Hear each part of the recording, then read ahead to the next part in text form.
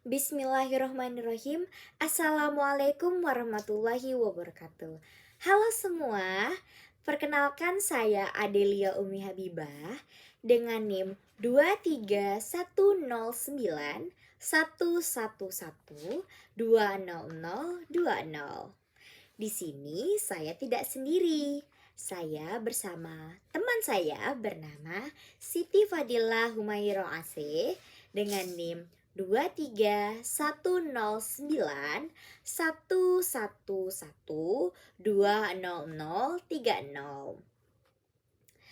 Kami di sini ingin menjelaskan mengenai organ reproduksi pria, organ reproduksi wanita, dan fungsi seksualnya.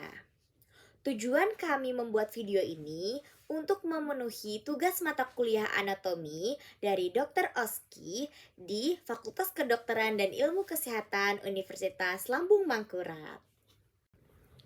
Oke, pertama-tama kita akan membahas mengenai organ reproduksi pada pria.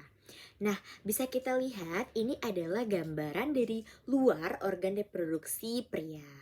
Nah, organ reproduksi pria bisa kita klasifikasikan menjadi bagian eksterna atau bagian luar atau bagian yang bisa tampak dengan mata kepala kita. Ada juga bagian interna atau bagian dalam yang membutuhkan pembedahan khusus untuk melihatnya gitu ya. Oke. Nah, di sini untuk bagian eksternanya bisa kita lihat secara kasat mata ini bisa kita lihat penis atau yang bagian panjang ini namanya penis ya. Lalu ada skrotum. Nah, skrotum ini bawah nih. Skrotum itu pembungkusnya ya, pembungkusnya dan dia itu berbentuk dua nih. Dua kan kanan kiri. Nah, dia membungkus yang namanya testis. Nanti untuk testisnya kita akan jelasin lebih lanjut nanti ya. Lalu ada uretra musculina. Nah, uretra musculina itu apa? Uretra musculina itu adalah saluran keluar pipis, saluran keluar sperma gitu. Tapi itu meskipun tidak bisa kita lihat secara langsung, tapi itu tetap disebut dengan organ reproduksi pria pada bagian eksterna gitu. Oke, lanjut. Kita sebelum kita membahas terlebih rinci mengenai si penis, kita harus tahu penis itu fungsinya untuk apa. Nah, penis ini fungsinya untuk menyalurkan si sperma itu ke organ reproduksi wanita, tempat salurannya gitu. Jadi penis ini berfungsi saat berhubungan seksual antara pria dan wanita gitu. Nah, untuk penis sendiri itu kita bisa bagi menjadi 3. Nah, bisa kita lihat.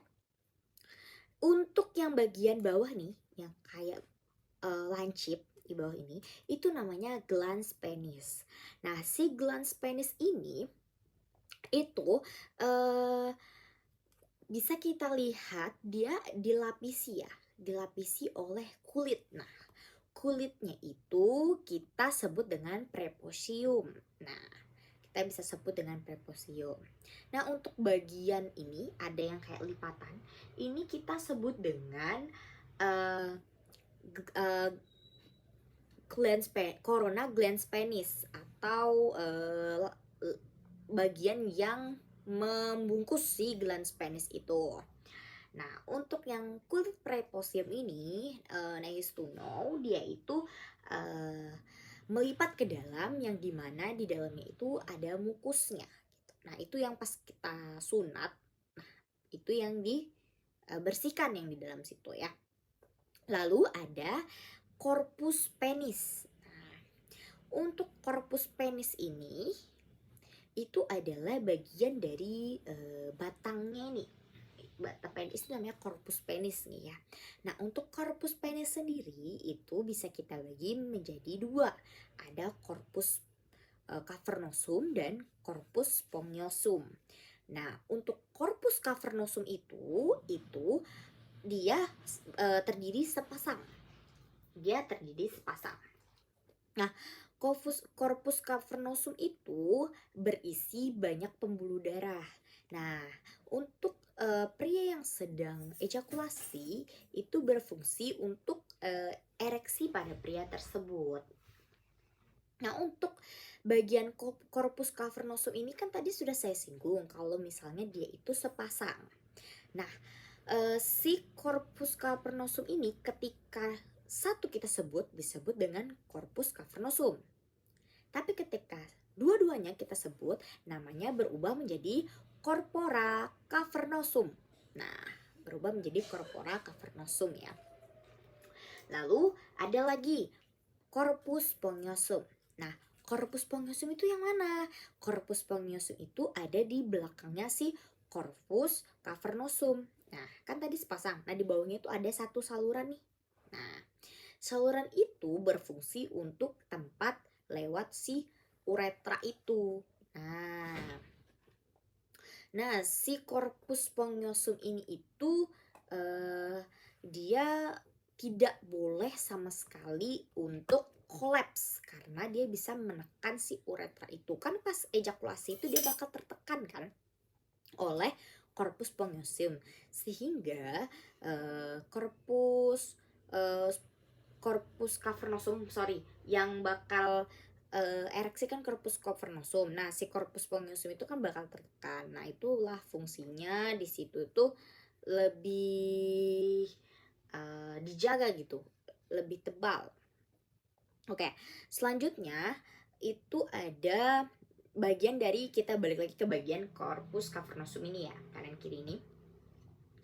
Itu ada jaringan ikat yang mengelilinginya, ada jaringan ikat yang membungkus. Nah, namanya itu tunica albuginea. Nah, tunica albuginea itu adalah jaringan ikat yang mengelilingi si corpus cavernosum itu. Nah, ketika dia bungkus pasti ada celahnya kan. Nah, celahnya itu kita sebut dengan septum cavernosumnya itu, celah atau pembatasnya itu. Oke, lanjut. Kita lanjut untuk bagian penis yang paling atas ini di ujungnya. Ini kita sebut dengan radix penis. Kita sebut dengan radix penis. Nah, radix penis ini untuk ujung bagian dari corpus cavernosum ini atau corpus spongiosum ini, radixnya itu namanya berbeda. Kalau untuk ujung dari corpus cavernosum kita sebut dengan crus penis. Nah, disebut dengan crus penis. Untuk bagian dari corpus spongiosum, radixnya kita sebut dengan bulbus penis. Bulbus penis. Oke, lanjut. Di sini kita akan bahas mengenai skrotum. Nah, bisa kita lihat skrotum ini adalah bagian yang membungkus testis. Nah, di skrotum ini bagian luarnya itu ada kulit atau kita sebut kutis. Nah, di bawahnya kutis ini itu ada musculus cremaster. Nah, sebelumnya itu ada fascia externa ya. Lalu ada musculus cremaster. Nah, musculus cremaster ini fungsinya untuk menggerakkan skrotum untuk naik turun. Kenapa skrotum itu harus naik turun gitu? Dan kapan skrotum itu naik, kapan skrotum itu turun? Kapan dia kendor, kapan dia kenceng gitu ya. Nah, kalau untuk si musculus cremaster ini, skrotum ini digerakkan oleh musculus cremaster ini, ketika suhu tubuh kita panas, maka si skrotum itu akan otomatis merenggang yang dibantu oleh musculus cremaster ini. Dia merenggang supaya apa? Supaya sperma yang dihasilkan itu tetap bagus gitu. Ketika udara dingin, maka dia akan lebih mendekati ke tubuh. Ketika udara panas, dia akan menjauhi. Gitu aja simpelnya ya. Oke, lanjut. Bisa kita lihat lagi. Ini untuk bagian internalnya tadi ya. Bagian internalnya ada testis. Kita ingat-ingat ada testis. Lalu, kita bisa lihat lagi. Di bagian atasnya testis nih.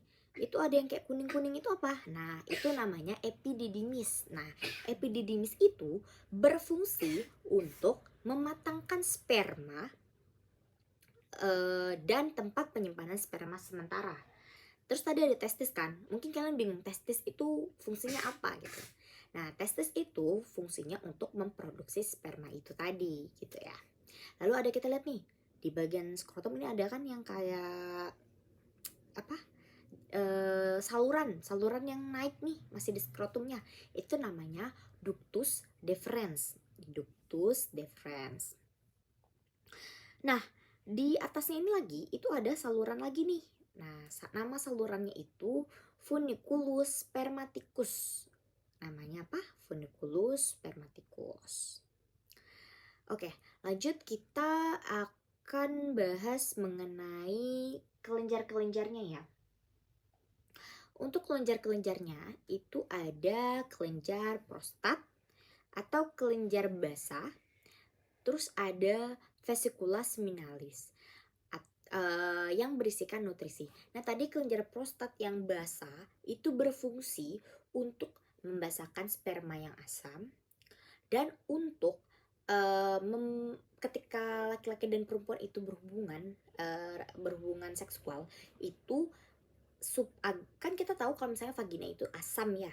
Jadinya si sperma ketika dia masuk nih ke lingkungan reproduksi wanita supaya dia bisa hidup sementara di situ dan menetralkan si asam di situ dengan basa yang diproduksi oleh kelenjar prostat. Nah, lalu ada vesicula seminalis tadi yang saya sebutkan itu berfungsi untuk memberikan nutrisi pada sperma. Kenapa? Itu supaya si spermanya ini tuh bisa bertahan hidup di saat dia keluar dari tubuh lelaki itu. Nah, terus ada kelenjar Cowper. Nah, kelenjar Cowper ini dia berfungsi untuk pelumas ketika laki-laki dan perempuan itu sedang berhubungan itu tadi.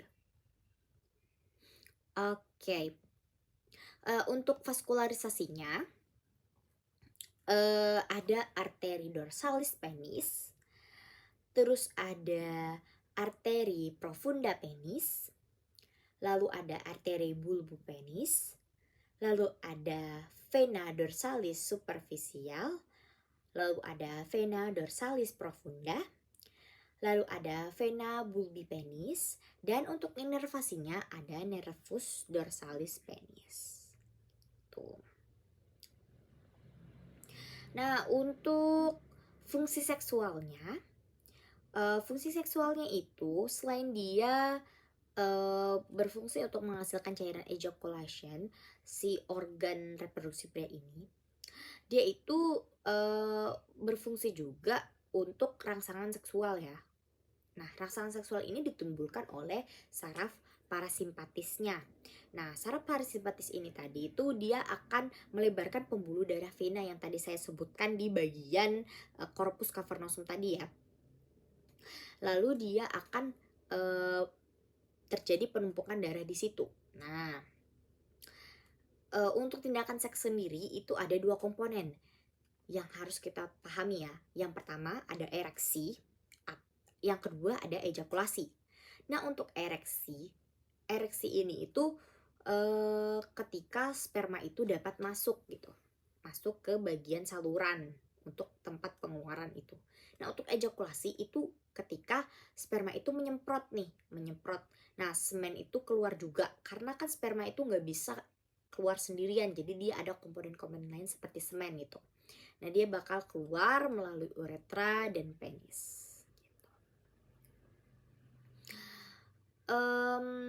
Untuk bagian skrotum tadi, mungkin kalau misalnya kurang jelas, saya akan lebih detailkan lagi. Untuk skrotum itu lapisannya tadi ada kulit, lalu ada tunica dartos, lalu ada fascia spermatica externa atau fascia abdominalis superficialis. Kenapa begitu? Karena dia langsung dari abdomen gitu.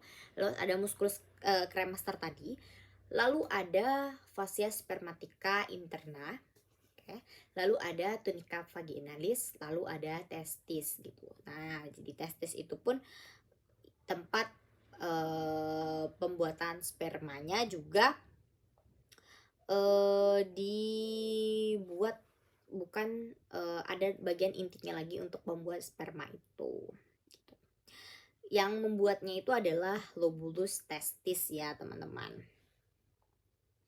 Oke. Nah, untuk tadi tambahan sedikit, untuk ampula ductus deferens itu akan mengeluarkan sperma itu pas ejakulasi, dan kelenjar prostat itu dia bermuara di uretra prostatika gitu. Mungkin sekian itu saja dari saya, kurang lebihnya saya mohon maaf. Akan dilanjutkan kepada teman saya dengan materi sistem reproduksi wanita dan fungsi seksualnya pada wanita. Kepada Siti Fadilah Humaira AC, dipersilahkan. Semua, perkenalkan nama saya Siti Fadilah Humero AC. Jadi di sini saya akan melanjutkan seperti yang teman saya bilang sebelumnya. Di sini saya akan membahas tentang sistem reproduksi pada wanita. Jadi di sistem reproduksi wanita atau organa genitalia feminina terdapat dua bagian, yaitu ada bagian eksterna dan juga bagian interna.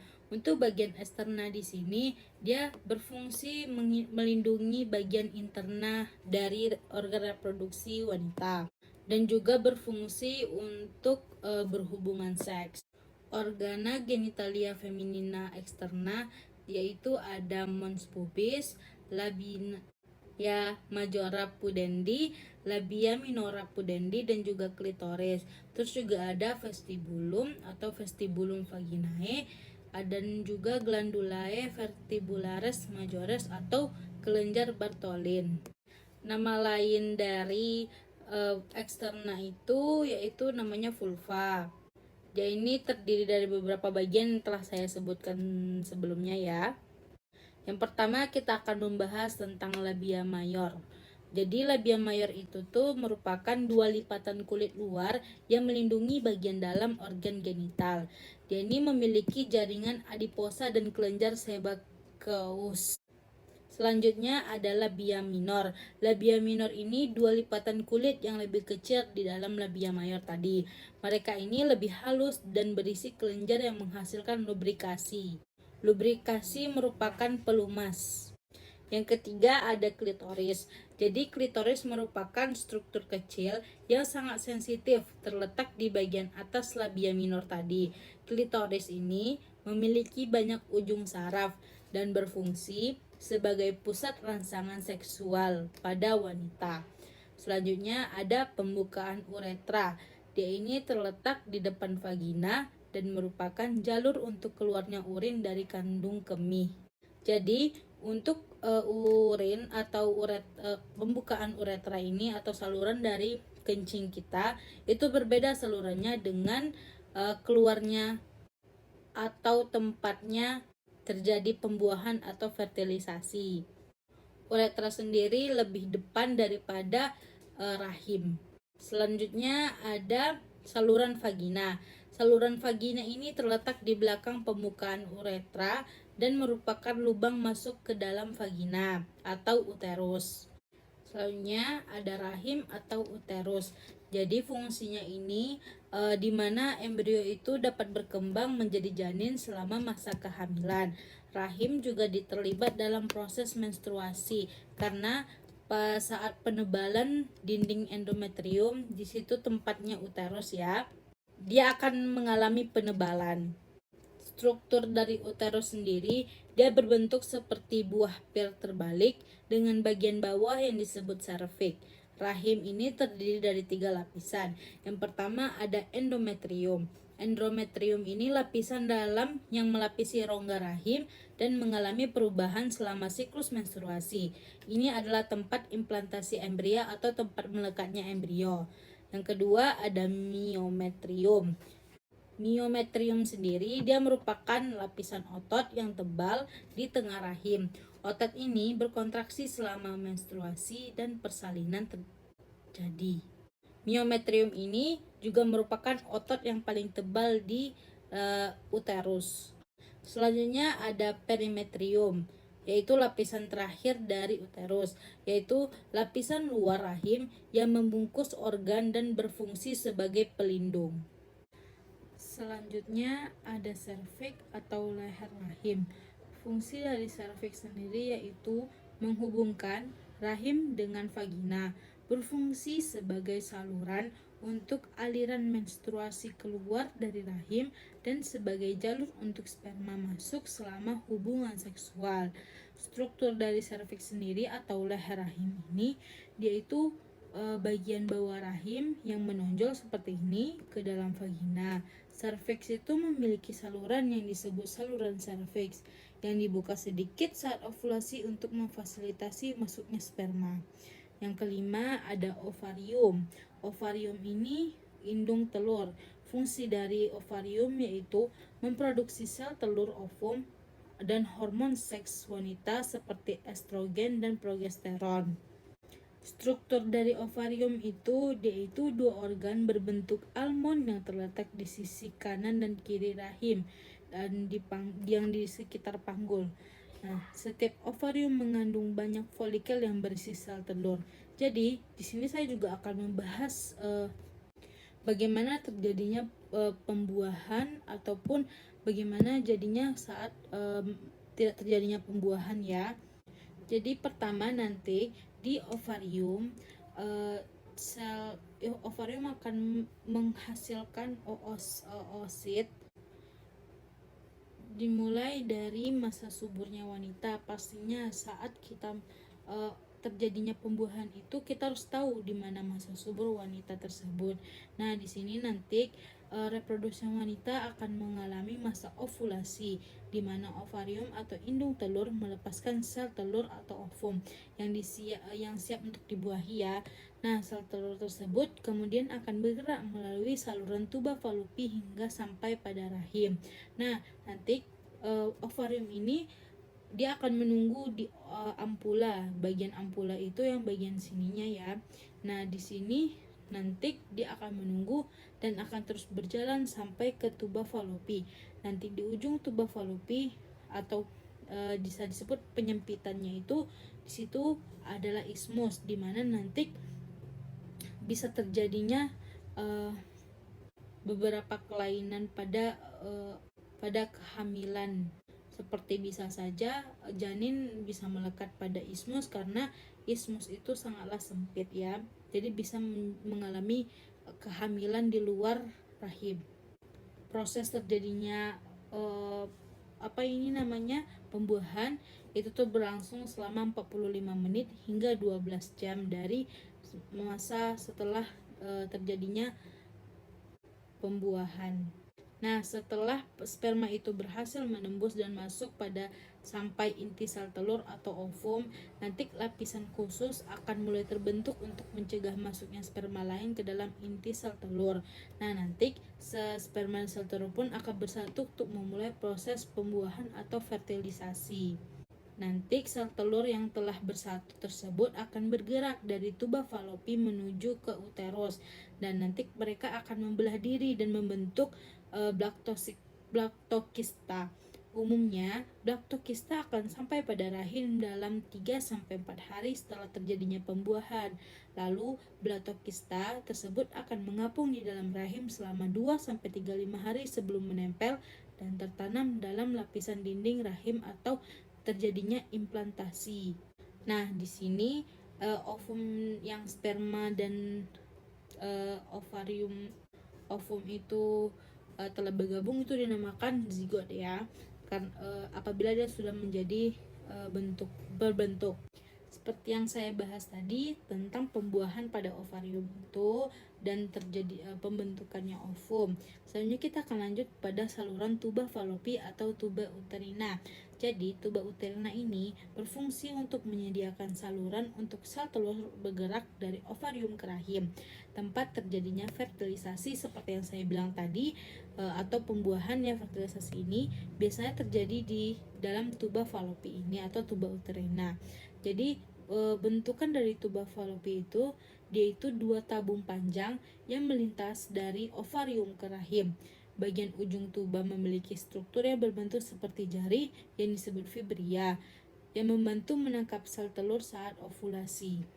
Jadi saat telur itu keluar dari ovarium, dia akan ditangkap oleh fibria. Nah, nanti di fibria ini atau bisa disebut juga di bagian ampulanya. Dia akan menunggu sperma untuk datang. Jadi untuk tahapan proses reproduksi itu terbagi menjadi 5 ya kawan-kawan. Yang pertama itu ada ovulasi, di mana sel telur matang dan dilepaskan dari ovarium. Selanjutnya ada fertilisasi. Fertilisasi ini ketika sel telur bertemu dengan sperma di saluran tuba falopi, proses pembuahan bisa terjadi di dalam di dalam tuba falopi. Nah, selanjutnya ada implantasi. Seperti yang saya akan mengulang kembali ya. Implantasi yaitu embrio yang terbentuk akan bergerak ke rahim dan menempel pada endometrium. Selanjutnya ada kehamilan.